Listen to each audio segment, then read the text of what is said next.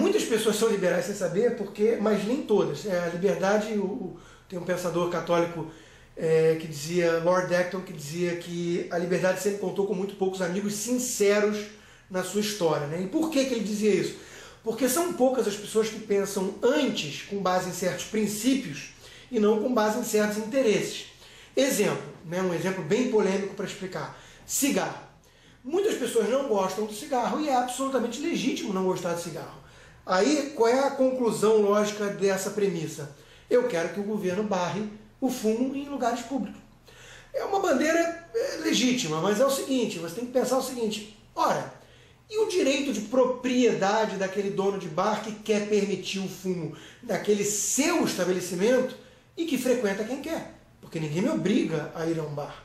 Então, se ele quer criar um bar para fumantes, onde apenas pessoas que não se importam com a fumaça alheia vão frequentar aquele recinto, o que eu tenho a ver com isso para dizer que eles não devem ser permitidos a fazer tal coisa? Então, quando você começa a pensar um pouco mais com base em certos princípios e não com o meu interesse ali, você começa a claramente cair no âmbito da defesa do liberalismo, porque defende isso. Defende a liberdade individual com base em certos princípios e não coisas como eu não gosto, portanto deve haver uma lei que proíba, né? Porque essa é a mentalidade típica do autoritário. Olha, eu não gosto muito de comer carne, então eu acho que tem que ser uma lei aí que imponha o vegetarianismo, tem que ter uma lei vegetariana e por aí vai. Quer dizer, você começa a cair em certa mentalidade que leva à ditadura de uma maioria estabelecida. Né? Quer dizer, se a maioria não gostar de certas coisas, essa coisa será proibida. Bom, nós sabemos onde, no limite, isso pode levar. Se uma maioria não gostar de judeus, Holocausto. Né? O Partido Nazista, o Partido Nacional Socialista, ele foi eleito a princípio. Depois veio Hitler apontado pelo chanceler, mas ele foi eleito. Então é preciso ter muito cuidado para não cair nisso. O liberalismo ele prega em essência justamente esse foco no indivíduo.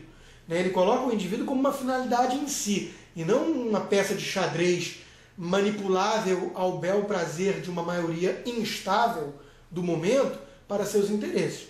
Né? Então você passa a respeitar o indivíduo como finalidade em si e não como um meio sacrificável para interesses maiores, sejam eles da nação, da classe, da raça.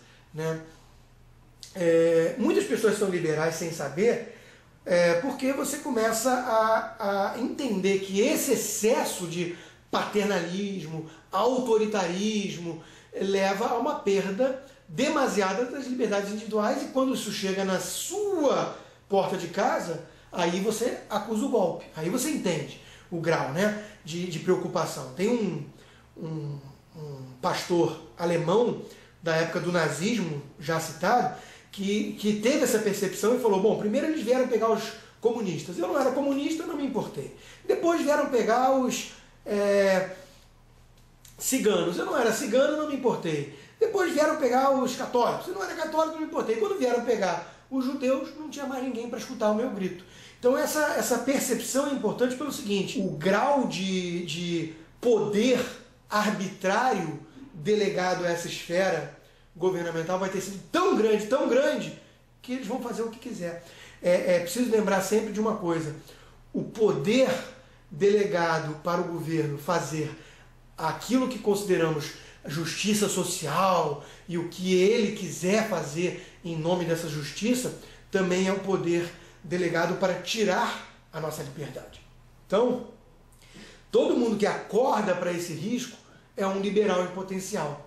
Todo mundo que acorda para a questão de que você defender o governo, fazer isso, aquilo e aquilo, prover isso, aquilo e aquilo, sem se preocupar de onde vem, por exemplo, os recursos para isso, quando você entende que para dar para João tem que tirar de José, você também é um liberal em potencial, porque você entende que isso vai levar a um modelo de carga tributária de 40% do PIB. Você vai trabalhar de janeiro a junho para sustentar esse modelo.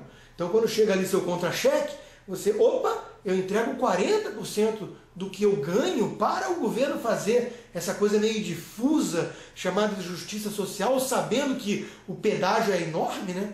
Brasília concentra a maior renda per capita do Brasil para fazer a tal justiça social. Quando você começa a entender isso, você também se torna um liberal em potencial. Então, o liberal em potencial é todo aquele sujeito que apela para certa reflexão com base em bom senso. Ora, primeiro, se as princípios, né, não vamos defender uma lei para tudo que eu não gosto, porque aquilo que eu gosto pode cair na mesma esfera daquilo que a maioria do momento não gosta. Segundo, não vamos achar que o governo é um Messias Salvador que vai ter que intervir para recuperar tudo aquilo que eu olho de ruim na sociedade, porque isso vai custar metade do que a sociedade consegue arrecadar e produzir. Então, obviamente, isso vai ser ineficiente. Então, por aí vai. São certas linhas de raciocínio que mostram que, olha, se você seguir por esse caminho coletivista, utópico, ingênuo, você vai acabar com um modelo que produz muito menos riqueza para a grande maioria e que vai tolher de forma preocupante a liberdade do indivíduo. Ele vai ser sempre visto como uma pecinha de tabuleiro de xadrez, onde essas autoridades, essas pessoas arrogantes, que se arrogam, né, uma visão mais clarividente da coisa, que acham que podem guiar os mentecaptos e os idiotas que somos nós, né, cidadãos, segundo essa visão arrogante, para uma vida mais feliz.